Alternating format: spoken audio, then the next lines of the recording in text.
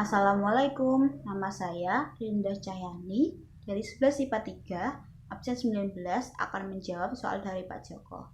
Soal yang pertama yaitu, sebutkan dan jelaskan secara singkat organ reproduksi pria. Organ reproduksi pria dibagi menjadi dua, yaitu eksternal dan internal.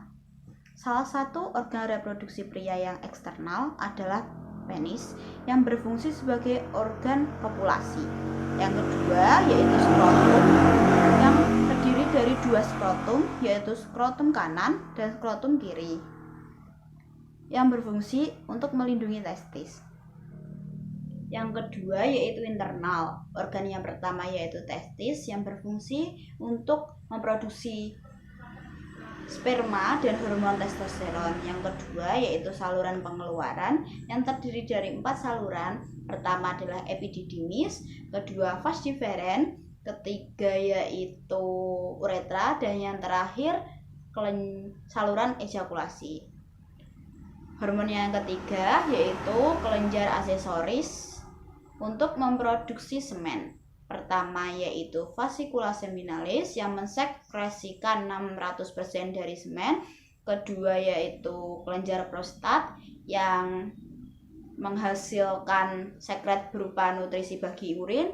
Dan yang ketiga yaitu kelenjar bulboretra yang menghasilkan sekret untuk menetralisasi urin. Soal yang kedua yaitu, sebutkan dan jelaskan secara singkat fungsi dari organ reproduksi wanita. Organ reproduksi wanita juga dibagi menjadi dua, yaitu eksternal dan internal. Yang eksternal yang pertama yaitu vulva yang terdiri dari dua labium. Pertama adalah labium majoral yang berada di luar dan labium minor yang berada di dalam. Kedua labium ini memiliki minyak di dalamnya yang berfungsi untuk membuat alat reproduksi wanita tetap lembab. Yang kedua yaitu klitoris yang fungsinya sama seperti penis, yaitu organ kopulasi wanita. Dan yang terakhir yaitu perineum yang berfungsi sebagai jaringan fibromuskular. Selanjutnya adalah internal. Yang pertama yaitu ovarium atau indung telur yang berfungsi sebagai tempat pembentukannya sel telur. Di dalam ovarium terdapat folikel yang berfungsi untuk melindungi sel telur. Yang kedua yaitu tuba fallopi atau oviduct, yaitu tempat terjadinya fertilisasi dan jalurnya sel telur. Dan yang terakhir adalah uterus atau rahim, tempat janin yang terdiri dari yang pertama adalah serviks atau leher rahim yang biasanya rentan terhadap penyakit, yaitu kanker serviks. Yang kedua yaitu dinding uterus yang terdiri dari banyak pembuluh darah, dan yang terakhir yaitu rahim. Soal yang ketiga yaitu skema spermatogenesis.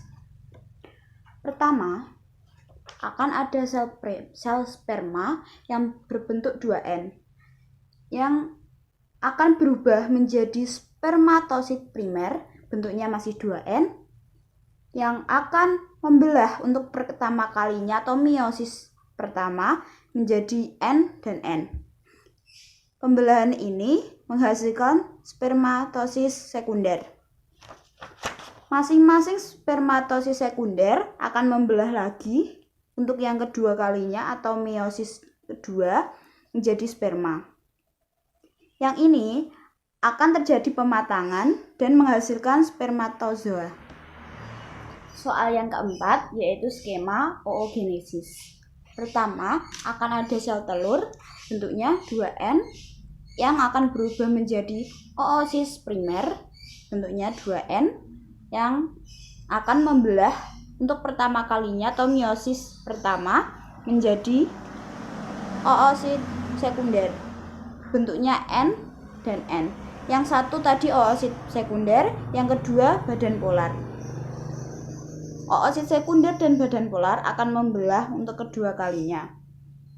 Oosit sekunder akan membelah menjadi ootit dan badan polar, sedangkan badan polar kedua akan membelah menjadi dua badan polar. Nah, oosit ini akan terbentuk sel telur. Soal yang keempat yaitu sebutkan tahap-tahap menstruasi dan hormon yang berperan. Tahap menstruasi ada 3. Pertama yaitu ovulasi dan praovulasi, kedua pramenstruasi, dan ketiga menstruasi. Tahap yang pertama yaitu praovulasi dan ovulasi. Pada fase ini terjadi penebalan dinding rahim dan meluruh akibat tidak terbuai. Pada fase ini terdapat hormon estrogen yang berfungsi untuk pematangan sel telur dan penebalan dinding rahim. Fase yang kedua yaitu fase pramenstruasi. Pada fase pramenstruasi terjadi penebalan dinding rahim. Penebalan ini karena folikel yang pecah yang akan menghasilkan hormon progesteron. Pada fase ini, hormon progesteron berfungsi untuk mempertahankan siklus sistem reproduksi pada wanita dan penebalan dinding rahim. Ketika tidak terjadi pembuahan, maka akan terjadi penurunan drastis pada hormon progesteron yang akan menyebabkan meluruhnya kembali dinding rahim yang akan menyebabkan darah pada menstruasi. Fase yang ketiga yaitu fase menstruasi. Pada fase ini akan terjadi selama 3-7 hari.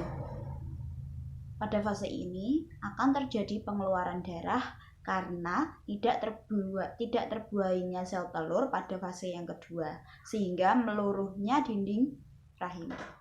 Soal yang keenam yaitu gangguan pada sistem reproduksi. Yang pertama yaitu sifilis atau raja singa yang disebabkan oleh bakteri Treponema pallidum. Gejalanya berupa bisul pada alat kopulasi. Yang kedua yaitu gonorea atau kencing nanah yang disebabkan oleh bakteri Neisseria gonorrheae. Gejalanya berupa uretra yang bernanah. Yang ketiga yaitu AIDS disebabkan oleh virus HIV yang menyerang sistem imun pada manusia. Keempat yaitu jamur Candida, gejalanya berupa keputihan. Soal yang ketujuh yaitu sebutkan jenis-jenis kekebalan tubuh pada manusia. Sebenarnya jenis-jenis kekebalan ada 2. Pertama yaitu aktif dan pasif. Tetapi masing-masing ini dibagi lagi menjadi alami dan buatan. Yang pertama adalah kekebalan aktif alami. Kekebalan ini dapat diperoleh oleh penyakit. Contohnya, ketika kita terkena penyakit campak, tubuh kita akan mencoba menghilangkan penyakit tersebut dengan mengeluarkan antibodi. Dan ketika antibodi menang, otomatis penyakit campaknya akan hilang. Antibodi tersebut akan menjadi kekebalan tubuh aktif alami pada tubuh kita, sehingga ketika suatu saat kita terjangkit penyakit tersebut, kita akan mempunyai antibodi sehingga kita akan menghalau penyakit itu untuk masuk. Yang kedua adalah aktif buatan yang dapat diperoleh di vaksin. Vaksin sama saja seperti penyakit yang relatif lebih sedikit yang dimasukkan kepada tubuh kita, yang gunanya seperti pada aktif alami tadi untuk membentuk antibodi di tubuh kita, sehingga ketika penyakit itu datang lagi kita bisa menghalaunya. Yang ketiga yaitu pasif alami yang didapat pada tubuh orang lain, misalnya pada air susu ibu. Yang keempat yaitu pasif buatan yang kita dapat memperolehnya di antibodi. Soal yang terakhir yaitu gangguan pada sistem imun. Pertama yaitu alergi. Alergi disebabkan karena lebih sensitif dan reaktifnya sistem imun kita, sehingga kita mengalami ketidaknyamanan dan menyebabkan gejala seperti gatal. Pada setiap orang, alergi ini berbeda-beda. Misalnya alergi terhadap udang atau alergi terhadap warna makanan. Yang kedua yaitu autoimunitas atau kegagalan sistem imun pada manusia dalam membedakan sel tubuh dan antigen atau sel asing.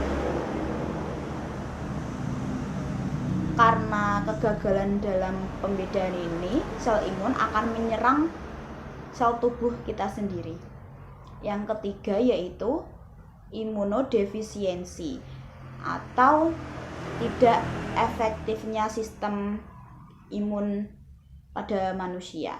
Contohnya terjadi pada penyakit Aedes. Karena penyakit Aedes tadi disebabkan oleh virus HIV yang akan menyerang sistem imun sehingga sistem imun tidak efisiensi. Yang keempat yaitu isoimunitas. Isoimunitas ini terjadi karena kekebalan tubuh kita yang didapat dari kekebalan tubuh orang lain. Tetapi kekebalan tubuh ini biasanya didapat pada saat donor darah atau apapun.